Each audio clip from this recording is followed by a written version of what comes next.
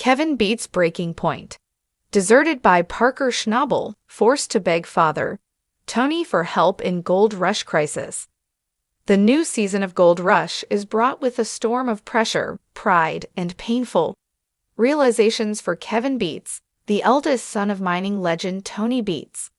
Eager to step out from under the imposing shadow of his father and prove himself as a capable mine boss, Kevin took on the bold challenge of running Scryer Creek on his own. But dreams and reality clashed hard, leaving Kevin scrambling for support, ultimately swallowing his pride and returning to the very man he sought to outshine his father.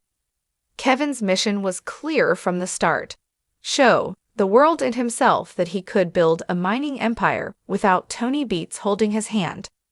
Armed with over $1 million in investment and a burning ambition, Kevin launched his solo endeavor at Scribner Creek. The challenge was steep, but the young Beets was ready, or so he thought. The gold mining world is not kind to rookies, even those born into it. From the outset, Kevin's operation was beset with costly delays, mechanical malfunctions, and logistical nightmares. Key equipment arrived late, and what little he had on site frequently broke down. Time and money hemorrhaged from his operation with every passing day. Yet Kevin resisted leaning on his family. Instead, he turned to someone unexpected: Parker Schnabel. In a surprising move, Kevin sought assistance from Parker, his rival in both mining and the gold rush spotlight.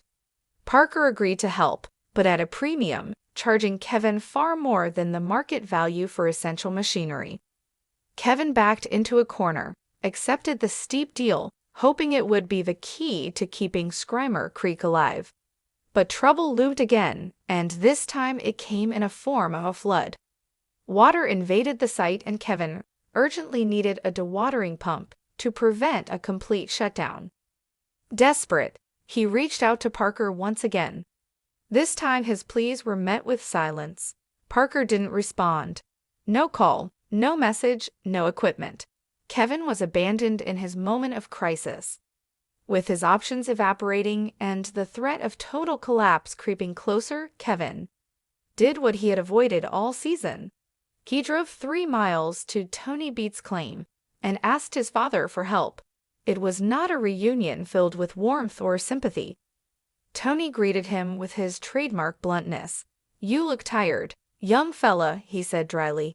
Kevin, visibly exhausted and emotionally drained, replied, "That's what happens when you don't sleep." Kevin reminded Tony of the pump he had promised him months earlier, but Tony never won the sugarcoat. Offered a hard-dose reality. The pump was still in use, and it would take at least 2 days to get it over to Scribner Creek. For Kevin, every day without that pump meant thousands of dollars lost and valuable time wasted. He pleaded with his father to expedite the process, but Tony held firm. "Right now, we got all kinds of commotion going on and not enough people to handle it," he explained. Kevin had no choice but to leave empty-handed and wait. 2 days passed, each one a reminder just how thin the margin of error is in the mining business. Finally, the pump arrived. Relief swept over Kevin and his crew. But the road to recovery wasn't smooth. As they installed the long-awaited equipment, more frustrations bubbled to the surface. The pump, like most handed-down tools in the mining world, was showing its age. Brennan, a key member of Kevin's team, summed up the sentiment perfectly. "Every time we borrow something, it's 9 days of fixing." Despite the condition of the pump, it finally roared to life. Water levels dropped and hope resurfaced. Kevin watched a dry and creek bed and felt a flicker of success. But even as relief settled in, anxiety lingered. The team prayed the pump would hold through the night. It was their lifeline now. The difference between survival and shutdown. Kevin's journey this season is one of brutal lessons and raw transformation. He came in full of ambition, determined to lead on his own terms. But the reality of managing an entire mining operation quickly stripped away any illusions of ease. While his determination and resilience never wavered, Kevin was forced to confront a truth many must face in their growth. Pride can only take you so far. At some point, help is not a weakness, it's a necessity. Behind the scenes, Kevin's story is even more layered. Born on June 10, 1988, he spent most his life in the mining industry. From the age of 13, he worked alongside Tony at the family's mining claims, soaking in the unforgiving lessons of the trade. Unlike his father, however, Kevin also ventured into academics, earning a degree in computer science from New Brunswick University. This fusion of old school experience and modern thinking has shaped him into a uniquely skilled operator. Kevin is not just a miner. He's a mechanic, a welder, a fabricator, and a visionary. He sees the future of mining through a different lens, aiming to integrate advanced techniques and innovative strategies that could elevate the Beets family legacy into a new era. But with innovation comes tension.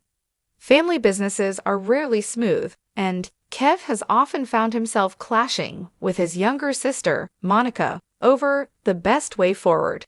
Their sibling rivalry adds another layer of complexity to an already pressure-packed industry. Still, Kevin pushes forward, navigating the expectations of being Tony Beets' son. With quiet determination, his fame on Gold Rush, which began in Season 5, has only intensified the spotlight as the camera's role in the world watches. Kevin's successes and failures are magnified, but through it all, he continues to carve out his own identity. No longer just Tony's son, but Kevin Beets, a skilled miner, a modern thinker, and a man forging his legacy through fire and grit. Today, his estimated net worth stands at $2 million. Bill from both his mining ventures and his growing role on the reality series. But for Kevin, the journey has never been about money or fame. It's about legacy, growth, and proving to others and himself that he has what it takes to lead, fall, and rise. Again, in the end, Kevin Beets' story is a powerful reminder that in the brutal world of gold mining, success isn't just about muscle or money. It's about resilience, humility, and knowing when it's okay to ask for help, even if that help comes from the very person you were trying to outgrow.